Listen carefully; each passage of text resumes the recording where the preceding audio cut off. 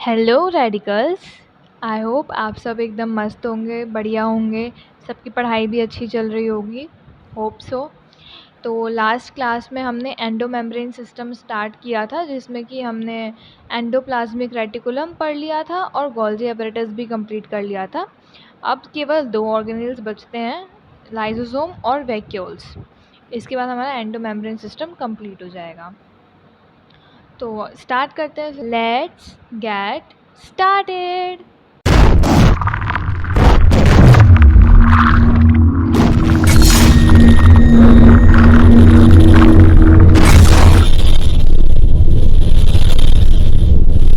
तो सबसे पहले हम स्टार्ट करते हैं लाइसोसोम के साथ। लाइसोसोम होते क्या हैं? तो पहली बात, तो लाइसोसोम के दूसरे नाम हैं कुछ, जैसे कि इसको हम बोलते हैं सुसाइडल बैग। ओके, लाइसोसोम को हम सुसाइडल बैग भी बोलते हैं। क्यों? क्योंकि इसके पास ना एक कैपेबिलिटी होती है कि ये अपने आप को डिस्ट्रॉय कर सकता है और अपने सेल को भी डिस्ट्रॉय कर सकता है, क्योंकि इसके पास कुछ ऐसे एंजाइम्स प्रेजेंट होते हैं। अगर मान लो सेल में टॉक्सिसिटी बढ़ जाती है, तो ये इसके पास कैपेबिलिटी है कि वो बर्स्ट कर कर उस टॉक्सिसिटी को ख़त्म करने में हेल्प करता है। ठीक है, इसको ऑटोफेजिक वैक्यूल भी बोलते हैं इसी वजह से। ठीक है, अब ये कैसा होता है, ये ना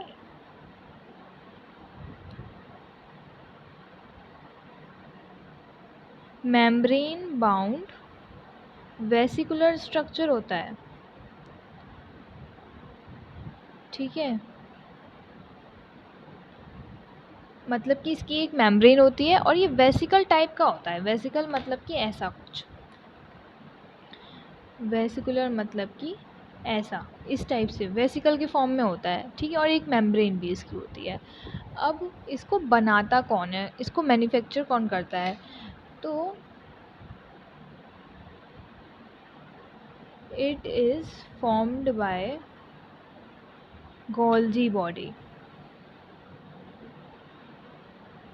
ठीक है, जब गोल्जी बॉडी में पैकेजिंग का काम होता था, हमने पढ़ा था गोल्जी बॉडी वेसिकल्स के फॉर्म में पैकेज करती है चीज़ों को और फिर ट्रांसपोर्ट करती है, तो वो बेसिकली लाइसोसोम को ही रिप्रेजेंट कर रहा था। ठीक है, तो lysosomes are formed by Golgi apparatus. अब लाइसोसोम के पास ना कुछ हाइड्रोलिटिक एंजाइम्स भी प्रेजेंट होते हैं, जिसकी वजह से वो डाइजेस्ट करता है बहुत सारी चीज़ों को। ठीक है, और उन्हीं की मदद से वो ऑटोलाइसिस भी कर सकता है, यानी कि खुद बर्स्ट भी हो सकता है। तो it has some hydrolytic enzymes such as, कौन कौन से होंगे? सबसे पहला लाइपेज,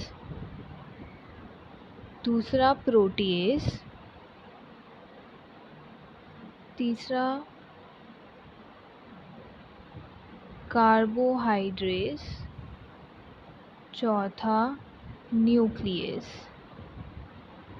अब ये एंजाइम्स जो होते हैं ना, ये पर्टिकुलर चीज़ों को डाइजेस्ट करने में हेल्प करते हैं। इनके नाम से समझ में आता है। लाइपेज में देखो, LIP यानी लिपिड के लिए स्टैंड करता है, तो basically digest lipid. Proteases digest protein. Carbohydrates digest carbohydrate. ठीक है, इन सब के नाम से एविडेंट है। न्यूक्लियस मतलब कि न्यूक्लिक एसिड। ठीक है, डाइजेस्ट न्यूक्लिक एसिड। ठीक है, और ये सारे एंजाइम्स ना केवल एसिडिक पीएच पर एक्टिवेट होते हैं। ठीक है, तो हम लिखेंगे एक्टिव एट एसिडिक और लो पीएच। ठीक है, एसिडिक या फिर लो पीएच पे ये सारे एंजाइम्स एक्टिव रहते हैं। तो लाइसोसोम में इतना ही था। अब हम वैक्यूल स्टार्ट करते हैं।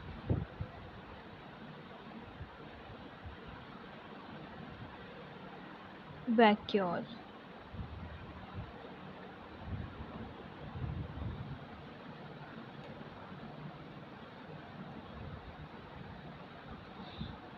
वैक्यूल भी मेम्ब्रेन बाउंड होता है।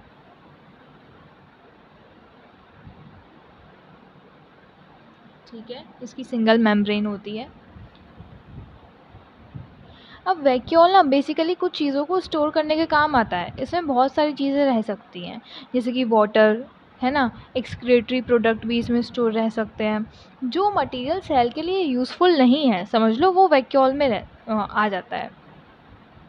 ठीक है, तो हम बोल सकते हैं it stores water, SAP, excretory product and other materials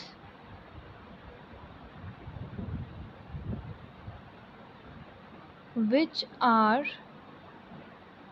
not useful for the cell।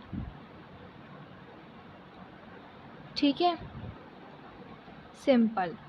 अब क्या होता है, प्लांट सेल में ना वैक्यूल बहुत ज़्यादा बड़ा होता है।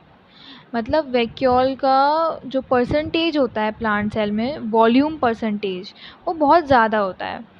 Most of the space plant cell में वैक्यूल ऑक्यूपाई कर लेता है। तो हम यहाँ पे लिखेंगे in plant cell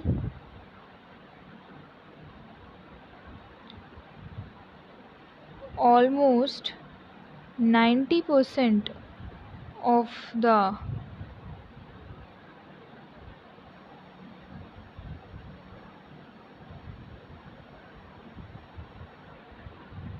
volume is occupied by the vacuole, which is known as sap vacuole। उसको हम सैप वैक्यूल बोलते हैं। स्पेशली वही वैक्यूल जो प्लांट में 90% ऑफ द स्पेस को ऑक्यूपाई करता है। ठीक है, वैक्यूल की जो सिंगल मेम्ब्रेन होती है उसको हम टोनोप्लास्ट बोलते हैं। ठीक है, मैं यहीं पे ऊपर ही मेंशन करती हूँ, मेम्ब्रेन जो होती है उसका नाम होता है टोनोप्लास्ट। वैक्यूल की मेम्ब्रेन को बोलते हैं। ठीक है, अब प्लांट्स में जो होता है टोनोप्लास्ट जो होती है उसकी मेम्ब्रेन, वो ट्रांसपोर्ट को फैसिलिटेट करेगी। टू एंड फ्रो क्या होगा, ट्रांसपोर्ट होगा आयंस का या कोई भी मटेरियल का। एक इम्पॉर्टेंट पॉइंट है, in plants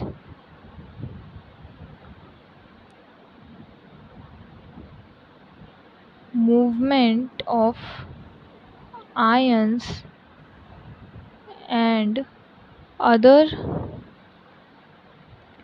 materials takes place against the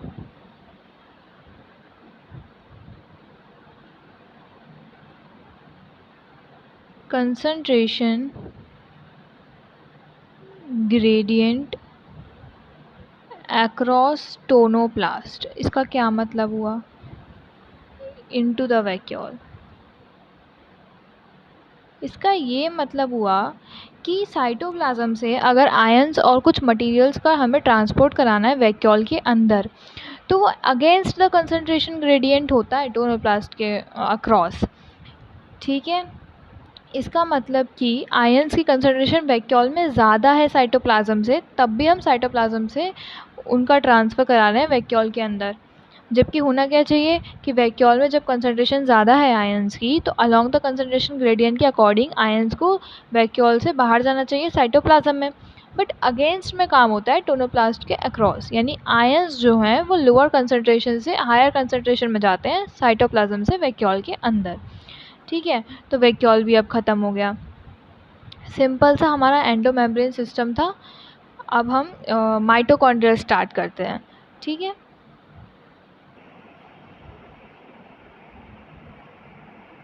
start करते हैं माइटोकॉन्ड्रिया। तो बेसिकली माइटोकॉन्ड्रिया एक double membrane bound cell organelle होता है। ठीक है, और ये ना इतना इजीली माइक्रोस्कोप में विजिबल नहीं होता जब तक कि हम इसको स्टेन नहीं कर लेते। तो उसको स्टेन कर कर ही हम देख सकते हैं। तो it is visible under microscope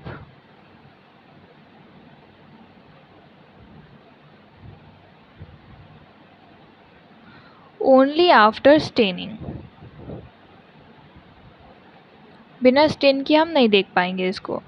ठीक है, और एक सेल में कितने माइटोकॉन्ड्रिया होंगे ये डिपेंड करता है वो सेल कितना फिजियोलॉजिकली एक्टिव है। ठीक है, अगर मान लो कोई सेल है जो बहुत ज़्यादा उसकी एक्टिविटी रहती है तो उसमें नंबर ऑफ़ माइटोकॉन्ड्रिया कंपैरेटिवली ज़्यादा होंगे। तो number of mitochondria is directly proportional to the physiological activity of cell। जितना ज़्यादा फिजियोलॉजिकल एक्टिविटी में रहेगा सेल उतना ज़्यादा नंबर ऑफ़ माइटोकॉन्ड्रिया उसमें होंगे। ठीक है, अब माइटोकॉन्ड्रिया क्या होगा, डबल मेम्ब्रेन बाउंड होगा। जैसे बाहर की एक मेम्ब्रेन होगी, ठीक है, आउटर मेम्ब्रेन जो कि कंटिन्यूस रहेगी, इसमें कोई भी इनफोल्डिंग्स नहीं है। ठीक है, इसमें क्या होगी, इनर मेम्ब्रेन जो होगी ना ऐसे होती है।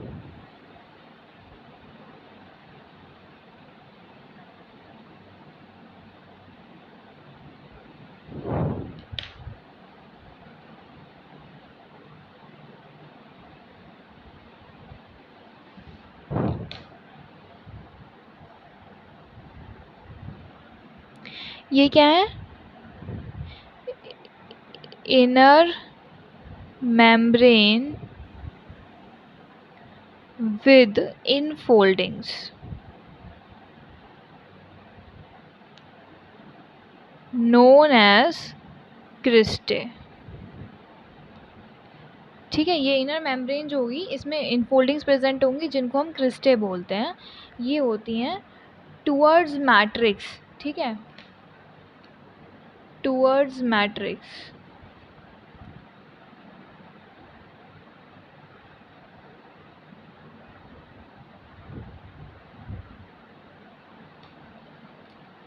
इधर साइड दिख नहीं रहा तो इधर साइड लिख देती हूँ।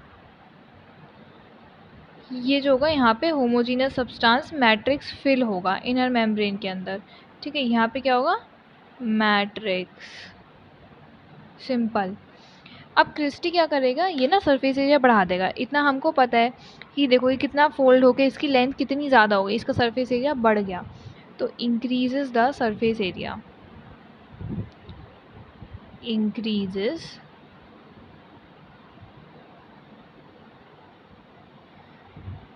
The surface area. ठीक है, माइटोकॉन्ड्रिया के अदर फंक्शंस क्या हैं। माइटोकॉन्ड्रिया जो होता है ना, it is the site of aerobic respiration. ठीक है, तो mitochondria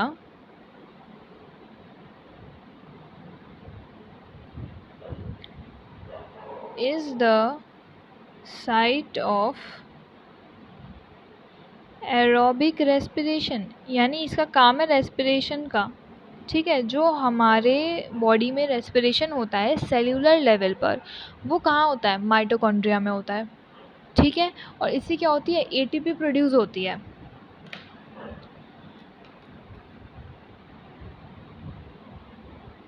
produces cellular energy in the form of ATP. ATP की फॉर्म में एनर्जी प्रोड्यूस करता है ये। ठीक है, इसलिए इसको क्या बोलते हैं, power house of the cell, क्योंकि एनर्जी प्रोड्यूस करता है। Power house of the cell. ठीक है। अब इसके साथ साथ ना ये जो है सेमी ऑटोनॉमस ऑर्गेनेल भी है। उसका क्या मतलब हुआ देखते हैं।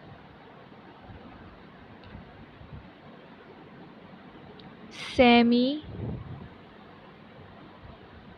ऑटोनॉमस ऑर्गेनेल का ये मतलब हुआ कि माइटोकॉन्ड्रिया के पास ना खुद का डीएनए प्रेजेंट होता है, खुद के आरएनए मॉलिक्यूल और राइबोसोम भी प्रेजेंट होता है, जिसकी वजह से वो अपना प्रोटीन सिंथेसाइज कर सकता है। इसीलिए उसको सेमी ऑटोनॉमस ऑर्गेनेल बोलते हैं। लिख लेते हैं इसको। It has double stranded circular DNA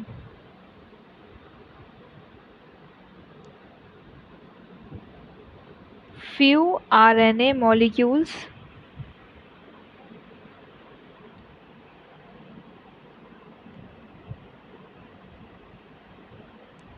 and 70s ribosome.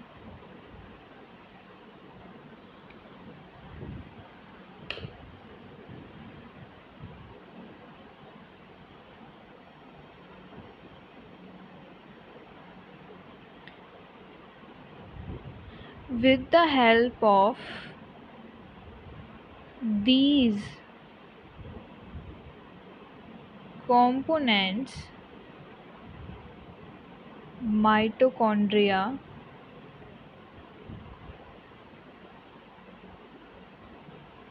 synthesize its own protein. इसलिए इसको क्या बोलते हैं? सेमी ऑटोनॉमस ऑर्गेनेल बोलते हैं। ठीक है। और माइटोकॉन्ड्रिया कैसे डिवाइड करता है? It divides bye fission.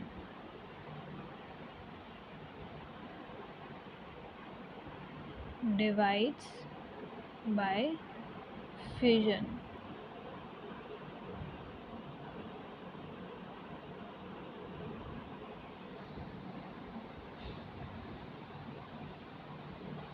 यहाँ पे कुछ चीज़ें विजिबल नहीं हो रही हैं, मैं लिख देती हूँ। फिजियोलॉजिकल एक्टिविटी ऑफ सेल था ये। ठीक है।